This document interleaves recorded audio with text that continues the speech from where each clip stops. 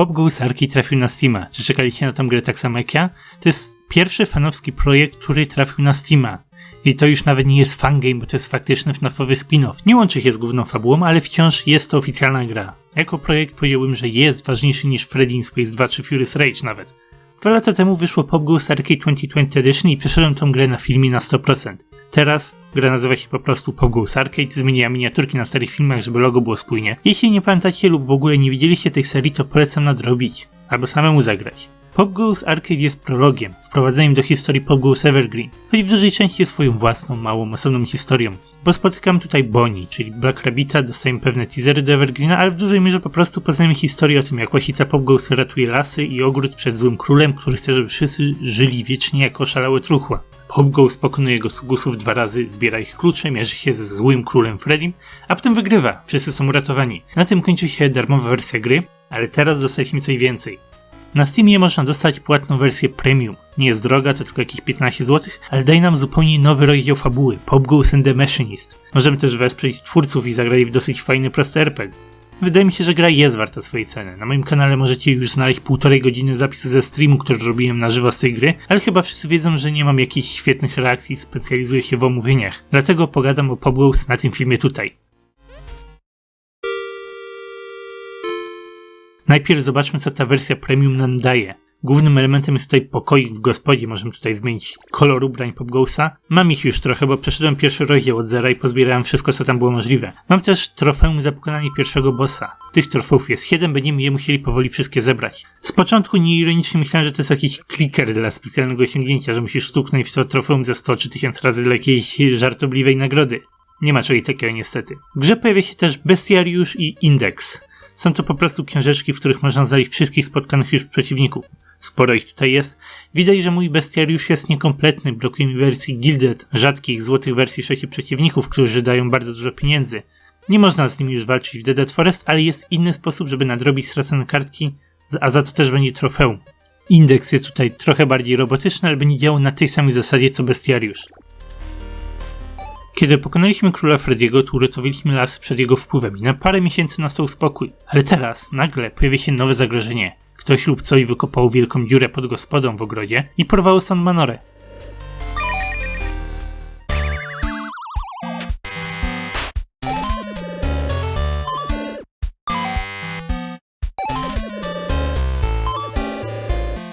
Przejście w podziemiu jest zablokowane przez wózek i musimy zebrać 3 karty dostępu, żeby go przesunąć. Wygląda to bardzo znajomo, nawet Sara kojarzy fakty i mówi, że musimy następny raz przeskoczyć przez wszystkie 3 główne lasy i poszukać tamtych kluczy, więc to właśnie musimy zrobić. Najpierw trzeba otworzyć drogę, a dopiero potem będziemy mogli klepać je z maszynistą. I sama jego tożsamość to jest ciekawe pytanie. Kim jest maszynista? Niedługo przed premierą gry dostaliśmy taki fajny teaser, który pokazał masę różnych możliwych kandydatów. Rozumiem, że zespół zebrał wiele typów, wiele zgadywanych, które fani mieli i zrobili z nich plakat. Jeśli oglądaliście mój poprzedni filmik z Fanversa, to myślałem, że to będzie jakaś postać inspirowana Simonem i inspirowana Shadow Freddym z Pop Goes Encore. Choć później doszedłem do wniosku, że maszynista mógłby być dla mnie kimkolwiek, ale bardzo chciałem, żeby Shadow Freddy z Encore był dziełem maszynisty i finalnym bossem. W tamtej grze miał się pojawić strój Golden Freddy'ego, który miał zostać nawiedzony przez 2 duchy i wtedy przybrać kolor. Ten koncept bardzo mi się podobał, ale nie będę jeszcze mówił, czy był poprawny, czy nie, bo po drodze do wszystkiego dojdziemy. Pierwszy przeciwnik, na którego wpadliśmy w zachodnim lesie, to Rusty Stone. Będziemy teraz najwyraźniej walczyli z robotycznymi wersjami zespołu Pop Goesa i widać po jego statystykach, że jest dosyć silny. Nie będzie nam to przeszkadzało, bo mamy wszystkie power-upy z pierwszego chaptera, więc możemy wymusić krytykę albo przeskoczyć jego atak. Dig daje nam za darmo losowy itemek, więc też jest czasami przydatny. Ale no, można się tu już zacząć bawić. To jest pierwszy moment, kiedy Dig jest jakkolwiek użyteczny, bo wcześniej dostawaliśmy go na sam koniec i pojawił się jedynie na walkę z królem Freddym. Nie było za dużo sensu go w ogóle używać. Dopiero teraz zdobywa jakiś głębszy sens. Co mi się w maszyniście bardzo podoba, to te postaci w Overworldzie. Wcześniej mieliśmy jedynie gang Pop Goesa, ale teraz możemy porozmawiać ze zwierzętami, z którymi wcześniej walczyliśmy. To są też te zwierzęta, które mają swoją wersję Gilded. Wcześniej byli skorumpowani i nie myśleli trzeźwo, więc nas atakowali. Teraz można z nimi normalnie pogadać i czasami mają ciekawe kwestie, zwłaszcza Bubr. Bobr ma fajne teksty. Pop Goes kontra robot Pop Goes. Ten koleś ma tyle samo żyć co my, ale bardzo inwestuje w atak, co może być lekkim problemem.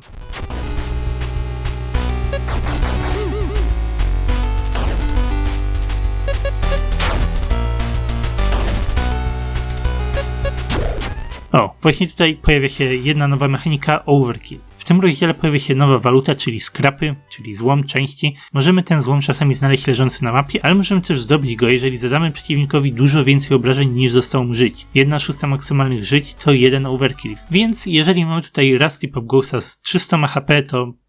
Poczekajcie, długopis mi nie działa. 1/6 z 300 HP to jest 50 HP.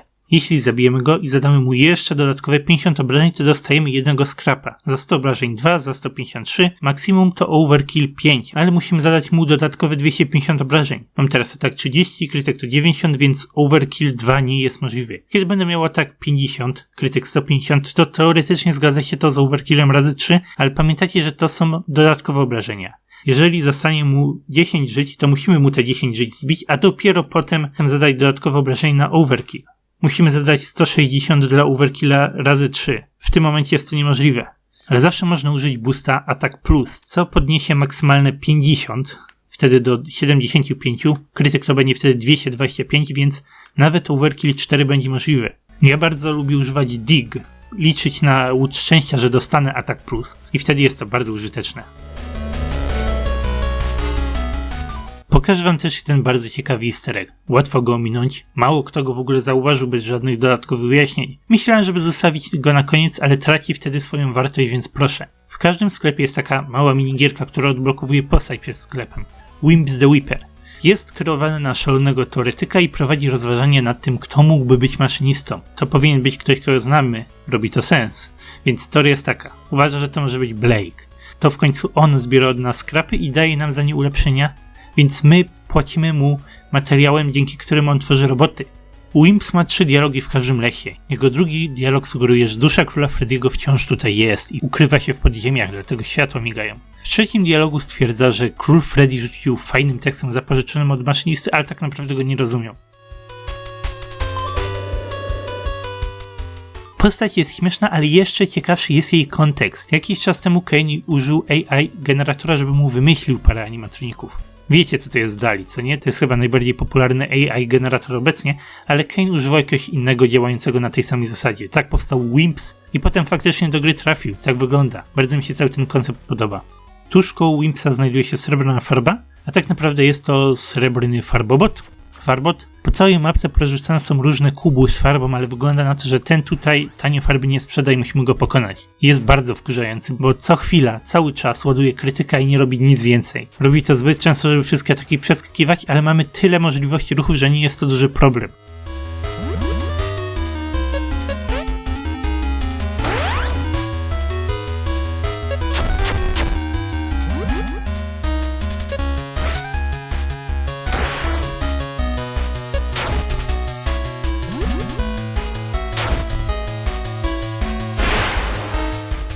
Poza Pinebotem niektóre skrapy na podłodze też mogą okazać się przeciwnikiem, Scrapbotem. Jest to lekkie wyzwanie do pokonania, ale wtedy dostajemy cały 5 skrapów i to jest chyba dosyć dobry deal. Nie można go overkillować, ale nic dziwnego, bo i tak już nam wystarczająco płaci.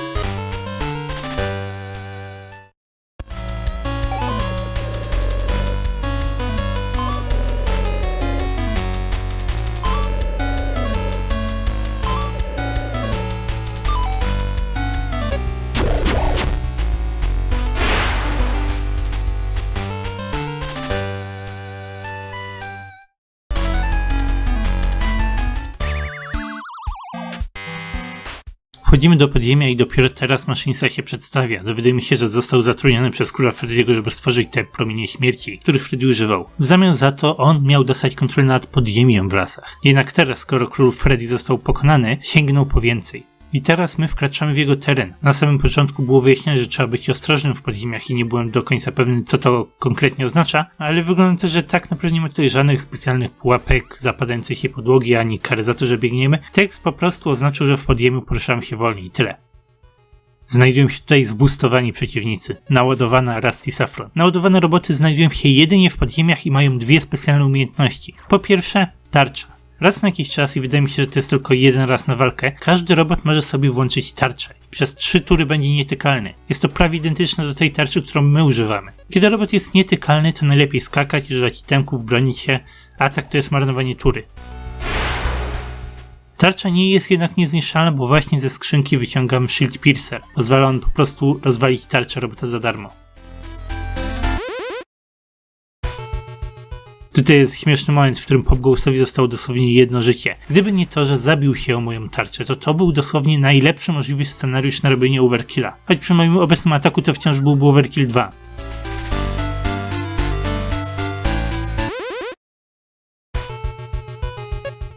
Tutaj mamy użycie Shield Piercera w praktyce, a skoro już było to po drodze, to postanowiłem pokazać też drugą mechanikę tych robotów.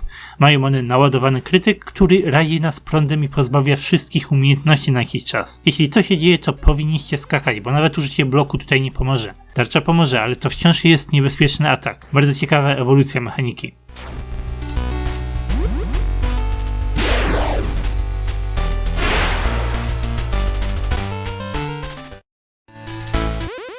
Ćwierć sekundy dalej trafiam na następnego specjalnego przeciwnika, czyli Rusty Coinbot. Paintbot nie chce oddać jej farby, Scrapbot nie chce oddać złomu, a Coinbot nie chce oddać swoich monetek, które trzyma. Jest to śmieszna sytuacja, ale dosyć popularna w RPGach. I perfekcyjnie wpasowuje się w koncept maszynisty tworzącego masę robotów. No spójrzcie na niego, to jest Coinbot, to jest skrzynka, która ma pięść po prostu w środku. To jest genialny projekt.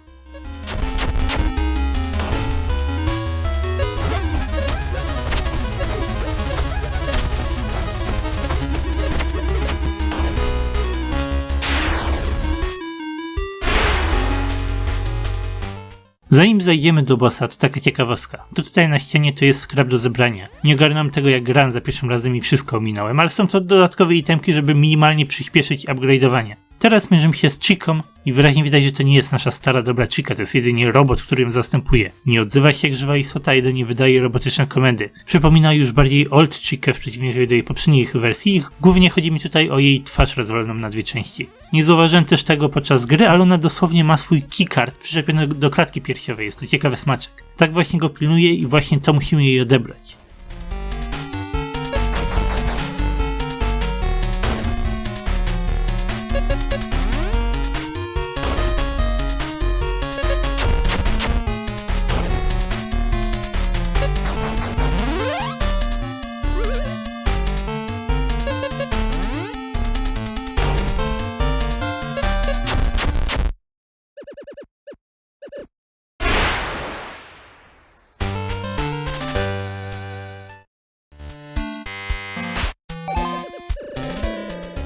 Maszynista mówi nam bardzo przykre słowa. Troluje nas udając, że martwi się o nas z naszych potyczkach z jego robotami, ale kłamał. Bardzo przykre słowa. Tak właśnie pierwszy boss zostaje pokonany i przeszliśmy pierwszy las. Następne będą trochę łatwiejsze do omówienia, bo tutaj już wszystkie podstawy wymieniłem, ale nie martwcie się, bo będę miał co opowiadać w następnych lasach.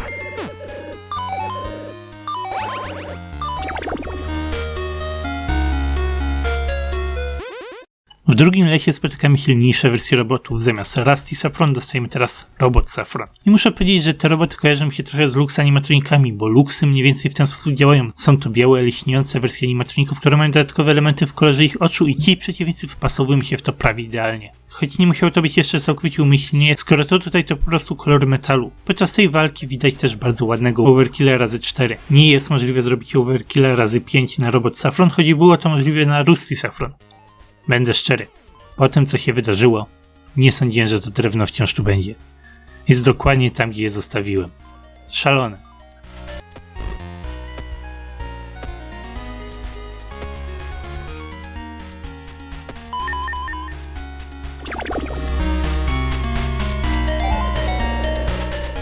W tym lesie Weaves podaje nam bardzo ważne, szalone teorie. Przypomina, że dostaliśmy słabszą wersję Hooka, który miał Foxy. Foxy był 5-krotność obrażeń, my mamy zwyczajnego krytyka za 3 razy. Dostajemy też nowy pomysł w temacie maszynisty. To Bibi. Bibi oznacza Buffon Boy w tej historii, taka ciekawostka. Wyjaśnia nam też, że w lesie znajdują się kamery porozrzucane na drzewach, które najwyraźniej przyglądają się naszym ruchom. W podziemiach kamery są wyraźnie widoczne, ale tutaj najwyraźniej też są gdzieś ukryte, po prostu ich nie widać.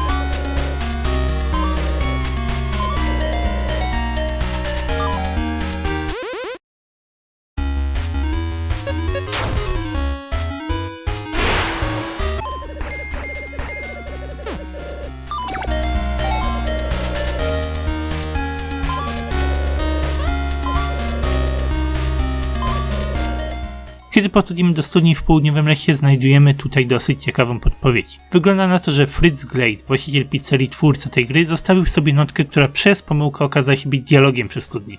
Może ten błąd spowodowała Bonnie swoją duchową aktywnością w grze, skoro była związana z tą studnią. Notka wyjaśnia, że Fritz planował naprawić północny las i wykorzystać go w grze jako kwiecisty las, ale z tego zrezygnował, więc po prostu zablokował drogę i dał notkę, że jest w trakcie odbudowy. Tyle. Okazuje się jednak, że kod jest trochę zabugowany. Brama wróciła na swoje miejsce i z tego powodu klucze też wróciły. Dlatego droga do kluczy jest zablokowana dzięciołami, ale pojawia się sugestia, że dzięcioły można zepsuć i znikną. Jeśli oglądaliście mój stream na żywo z tej gry, to ja całkowicie przypadkiem za pierwszym podejściem zbugowałem dzięcioła w pierwszym lesie i zdobyłem klucz, nawet nie wiedziałem jak to zrobiłem. Speedrun. Dzięcioły komplementują kolor ubrania Popgoesa, ale kolory, które dają farboboty, będą bugowały dialog i dzięcioł zniknie. W pierwszym lesie jest to srebrny kolor, w drugim lesie jest to indygo. Dostajemy dzięki temu zabugowane klucze, które pomogą nam otworzyć bramę i wyjść do martwego lasu. W menu pojawiają się te klucze poza barierkami obok keycardów, które normalnie stoją w poprawnych miejscach. Będziemy musieli znaleźć trzeciego pointbota w ostatnim lesie i w ten sposób zdobyć ostatni klucz. Ale póki co zajmijmy się drugim podziemiem i drugim bossem.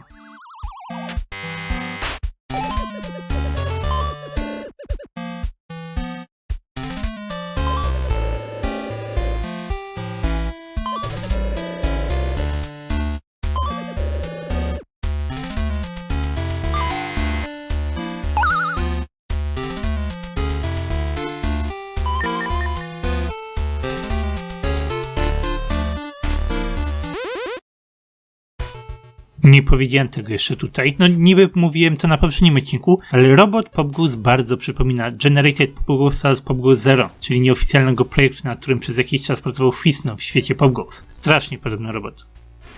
Jak wam się ta gra do tej pory podoba? Takie osobiste zdanie.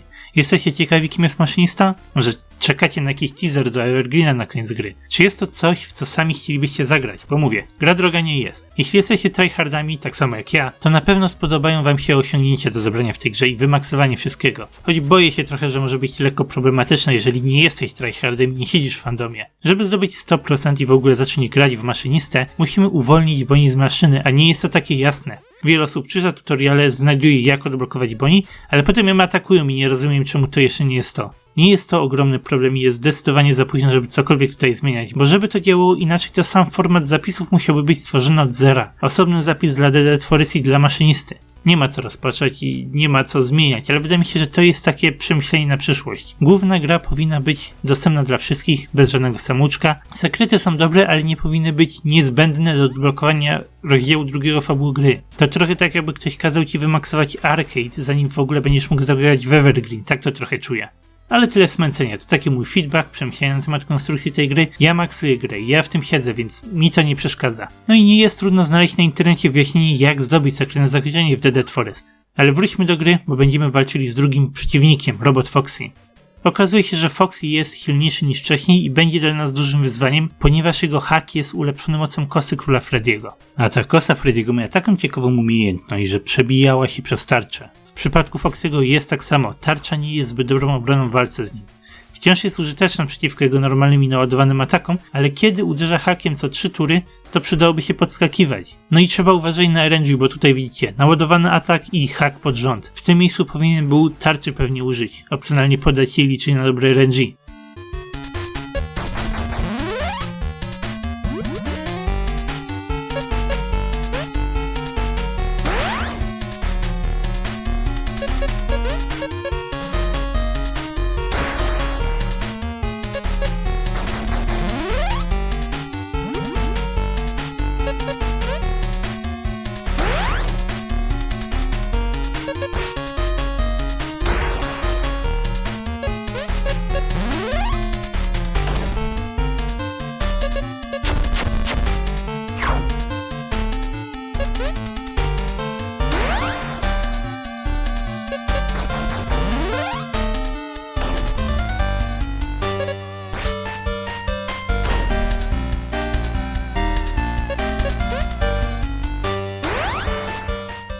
Tutaj widać, że zacząłem powoli coś ogarniać, ale i tak grałem bardzo chaotycznie. Jest masa opcji, żeby wybronić się przed hakiem, jak co najmniej używanie bloku. Lepsze to niż używanie tarczy, bo efekt taki sam, ale nie tracisz za to żadnego itemka.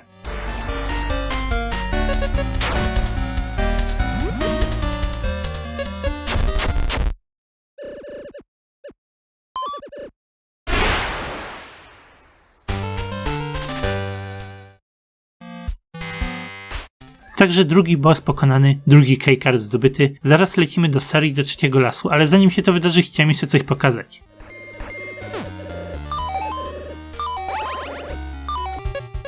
Mam już maksymalny atak, więc mogę już zbierać overkill, najlepiej jak to tylko możliwe. To tutaj nie jest jakimś najbardziej efektywnym sposobem zbierania scrapów, ale to też jest skuteczny sposób, żeby zdobyć overkill 5 i streamowe osiągnięcie za to.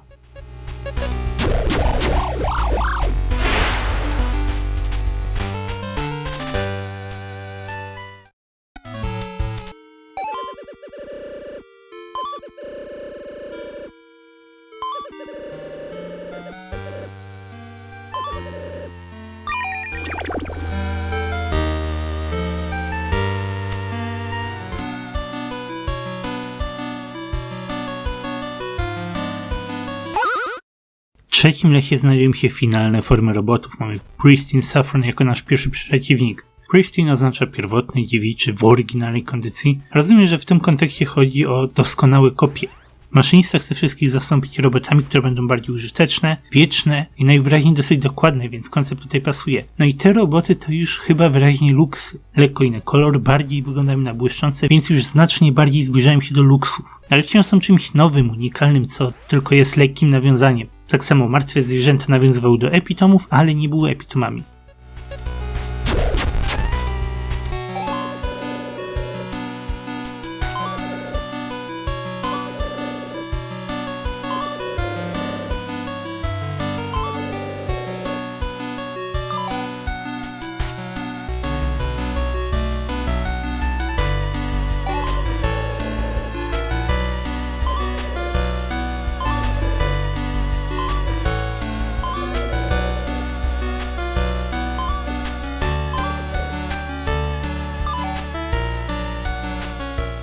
W ogóle mogę opowiedzieć o innym osiągnięciu do zebrania. Dostajesz Invincible, jeśli wygrałeś walkę, ale zostało ci tylko jedno życie.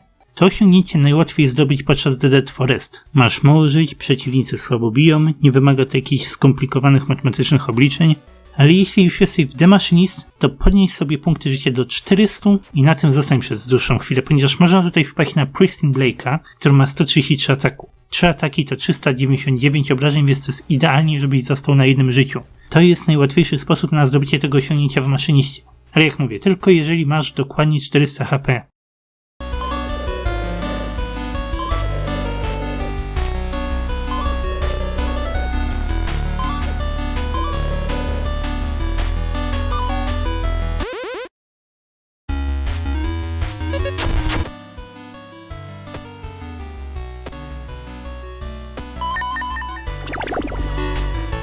Wimps w tej lokacji mówi nam o Manorze. Ona podkochuje się w pogłosie, ale te uczucia niestety nie są odwzajemnione. Mówi też, że łasica to drapieżnik, dziwi się, że jemy żołędzie i owoce, podczas gdy powinniśmy jeść zwierzęta. Łasice żrą króliki na przykład. Ostatnia teoria na temat maszynisty, według Wimpsa, najprostsza odpowiedź jest często poprawna i tą odpowiedzią byłby na tym miejscu robotyczny Freddy. Najprostsza odpowiedź, ale najnudniejsza według niego. Dlatego mówię, niech maszynista będzie kimś innym, ale niech robot Freddy będzie jego dziełem. To byłoby ciekawe, prawda? Spójne ze światem, ale z ciekawym twistem.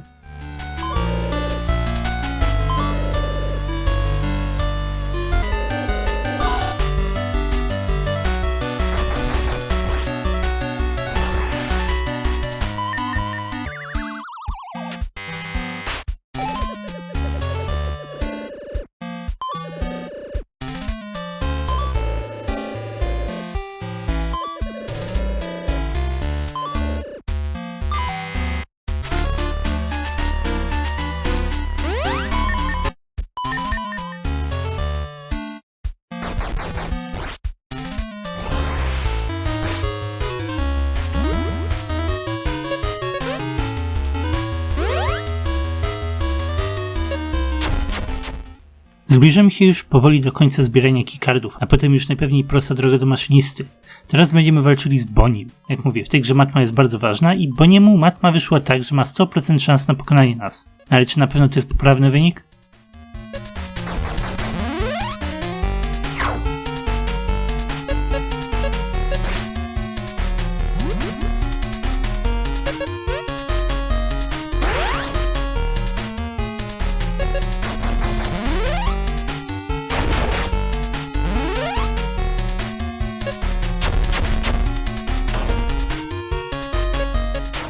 Ogólnie mogę tutaj powiedzieć, że przy Bonnim jest już bardzo wyraźnie widoczne, że te wersje bossów są inspirowane oldami, Withreadami z FNAF 2. W przypadku Chicky i Foxy'ego były to jakieś drobne inspiracje i zmiany na twarzy, żeby było spójnie, ale Bonnie ma dosłownie oderwaną twarz i to chyba mówi już całkowicie samo za siebie. Bonnie leczy się za 200 żyć, więc musimy bić go za ponad 200 za każde 3 tury. Atak plus będzie tutaj bardzo przydatny, bo dzięki niemu bijemy z haka za 225, ale ta walka wciąż może chwilę zająć. Krytyki będą na pewno mile widziane, no i jeśli macie jakieś problemy z pokonaniem go, to bardzo polecam użyć tarczy. Spike Shield powinien zdecydowanie pomóc w zadawaniu obrażeń.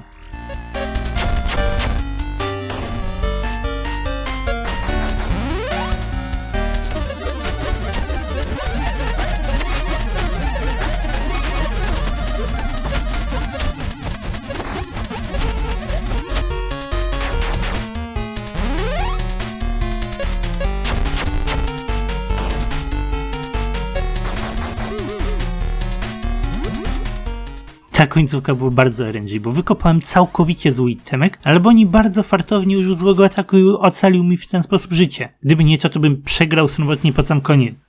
Ale to już koniec. Maszynista na nas czeka, a my mamy przy sobie już wszystkie gotowe keycardy. W końcu możemy się z nim zmierzyć. Ale możemy też zajrzeć do martwego lasu. Jest jeszcze trzeci, dodatkowy sekret do odnalezienia w endgame tej gry. To wszystko jednak zostawiam na drugi odcinek z maszynisty. Jak wam się gra podoba? Szczerze, zapraszam was do kupienia gry na Steamie i może nawet ogranie reszty samemu. Drugi odcinek wyjdzie bardzo szybko, już się za niego biorę, ale doświadczenie tej gry osobiście też jest bardzo spoko. Zapraszam do zainteresowania się i do zobaczenia w następnych odcinkach.